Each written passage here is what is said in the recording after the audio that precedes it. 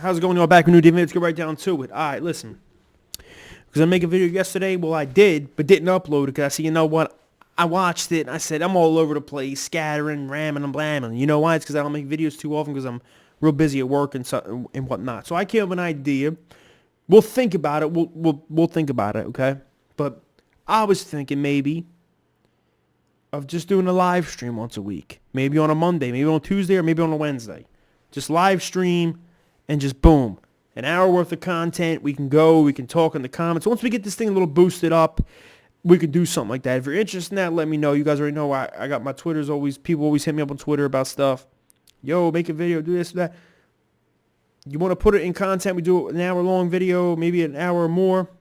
And hell, I see a lot of YouTubers. They have their little, comments. Like you can comment and I can read your comment and they give you my feedback on it. I will do that, but I really want to get this thing to where I'm going to have a call-in system. You can literally call a number, and I answer, yeah, what up? Tell you, read you the whole nine, and we could talk and blah, blah, blah, and then pow, whatever, So let me know how you feel about that in the comments below, and also let me know how you feel about it on Twitter, because a lot of you guys, like I said, if I'm on Twitter or Facebook or whatever it might the hell be. But let's get down to this, though. The Eagles, Jeffery Lurie, as basically they're saying, it's reported Jeffery Lurie is basically making Jalen Hurts QB1, which we kind of expected, but to bring in no competition. But you read, the underline to me, the competition is, to me, competition means, all right, they're just not going to take a quarterback with a 6th overall pick in the draft. That's all it is. I mean, I heard some people saying, well, competition means they're not going to bring in a guy like a Ryan Fitzpatrick, or this guy, or that guy. Some media sources were saying, because that's competition. Oh, really, huh? So they're not going to bring in guys who are actually pretty damn good backups who could possibly be starters. I know this year's a rebuild, and they're not really going to try to, win. I mean, they're going to try to win, yeah, but they're not having enough talent, and we're in cap hell and stuff like that, but still. And we have a new coach, new regime, everything, but so, all right, cool. Say Jalen Hurts stinks. Or say he gets hurt. We're just going to throw in some guy like Sudfeld, who I know he's probably going to be leaving, whatever, but him or some scrub like that, you know what I mean, to come in and try to win us games. We're just going to stink up the joint. And all these other guys are going to put their bodies on the line for nothing. Like a Lane Johnson. Maybe Brandon Brooks talking about trading him, which is stupid to me, but whatever. Literally, I read about it. I'm not sure if it's true. And I know he's coming from two Achilles. Or, torn Achilles and then tore before, and it's getting a little older.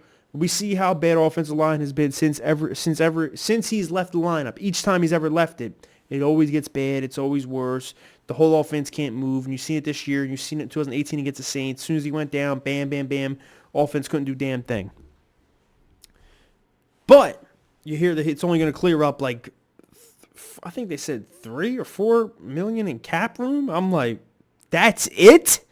I think someone said it's 2.5 mil. I said, whoa, you keep the fucking guy then. Because if it's 10 mil, 15 mil, that's different. Then you decide, okay, he's getting older, back-to-back, not back-to-back, but Achilles injuries, that's different. But if it's a little bit like that, no, we keep him. So we'll see what happens. But back to what I was trying to say. No competition, yeah. So these guys are, like I said, Lane Johnson, Brandon Brooks, whoever's going to put their bodies on the line. And then just have, Hurts gets hurt or he sucks. We're going to put in some scrub and just lose the rest of the way out. No, dude. No. You're bringing a Ryan Fitzpatrick. You're bringing this guy. You're bringing the Marcus Mariotas. You're bringing the yada yadas. We're here to try to at least win some games. I don't see it, this year. I mean, we'll see with the new coach staff, like I said before, and everything, and trying to learn and yada yada yada. But a lot of people worried about, with Jeffery Lurie. No competition. I think that's not taking a quarterback at 6. That's personally, to me, what it means.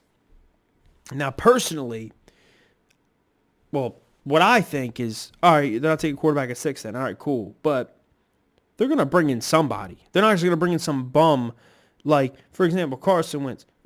Carson Wentz was here. They had multiple backups. First, it was Sam Bradford and Chase Daniels, and Carson Wentz was third stringer. Then Carson Wentz moved to second stringer. And then you had, You traded Bradford. Wentz was the starter. Chase Daniels was getting like, what was he getting? Hella money. Y'all remember that? Like 10 million, 8 million a year or something to be a backup here in Philly? Like they were prioritized on the backup position. And like he said when we took Jalen Hurts, we're a quarterback factory, Harry Roseman said. Okay, cool. But what I'm trying to say is this, basically, is they're going to bring in someone, of course. There's no way you're just going to sit there and have some scrub backups. Through Wentz this whole time here, it was this, that, blah, blah. He had to go through the Foles thing. Then after that, Foles finally leaves. He leads the team to the playoffs by himself. Then they take Jalen Hurts anyway. What the hell? We're all sitting there shocked. Like, that was a waste of a pick, but we'll see what happens from it now. I think Jeffery Lurie might have learned from the mistake and say, you know what? We're going to surround him with the most talent that we can for this year and see what he has. And if he cannot do good and if he's bad, then we move on to the next. That's the way I see it. But you look at it this way. And a lot of people are calling him Jerry Jones. Now, Jerry Jones. Now, listen, I've been getting really worried lately about that. I've been thinking to myself, is he the next Jerry Jones? We won one Super Bowl. Finally won one fucking Super Bowl. After almost 50 plus years, finally got the ring. And next thing you know, everyone wants say, Howie wants say, Jeffrey Lurie wants say. Doug was saying, I'm sick and tired of being told what to do, and that's why he was even happy he got fired. He said, I'm at peace with it. That's what I'm trying to get at, man. But let's pump the freaking brakes for a second. If you want to call Jeffrey Lurie Jeffrey Jones, I'll call him Jeffrey Jones. Call Jeffrey Lurie Jeffrey Jones. Or call him Jeffrey, whatever the hell you want to just call him these stupid names, you can. You can call him, like I said, Jeffrey Jones. Or Jerry Lurie, whatever you want to call him. But when it comes to the quarterback position, almost all the time, the owner is in on the quarterback position. They are the ones who also have say on it, just like the GMs, just like the coaches. But the owner's the main one because this is the face of your franchise. This is the guy that's going to lead your team. This is the person you need to sell to the fan base. And you need to support them. And almost every single owner has a say on the quarterback, whether you're drafting one, whether you're trading for one, whether you're signing one. They all have to say, I sign on that. Yeah, I agree. This guy can be our guy. So it's not like it's, that. But I worry about other draft picks. Is Jeffrey Lurie going to have say in other ones? Like you look back at the whole J.J. Arcega-Whiteside thing. There was reports coming out that Jeffrey Lurie was the one who sold Doug on him, and then Doug had to sell Howie to him, so it was like 2 against 1. I'm like, the fuck? Okay. But I don't know. I'm just hoping it doesn't go where we think it might go with Jeffrey Lurie. And it also scares me that, even if we have a bad season, that Harry Roseman's probably going to stay. Because if Jeffrey Lurie is the one starting to say this and say that and do this and do that, then no blame falls on Howie then, right? Because Lurie's the one taking the blame for him, I guess, the fall.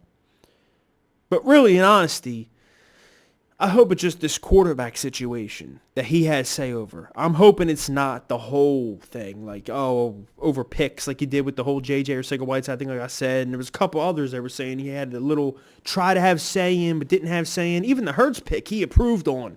So I don't know how bad this is going. But we'll find out on draft night, honestly. We'll find out and see what kind of wacky picks happen and what the backstory is. But it's been a crazy offseason so far for the Eagles. It's been a lot going on, and I don't know. Like this video, subscribe, and comment below on your thoughts. How do you guys feel? Do you feel they should bring in competition? You think he should just be QB1? How do you feel about the whole Jeffrey Lurie, yada, yada? I don't know. Like this video, subscribe, and comment below on your thoughts. Follow me on Twitter, and peace. I'm out, y'all. Go Birds. I don't even know what else to say, man. I'm all over the place with this whole thing. Kind of, worries me, sickens me. Win one bowl, you want to do this bullshit? All right, then.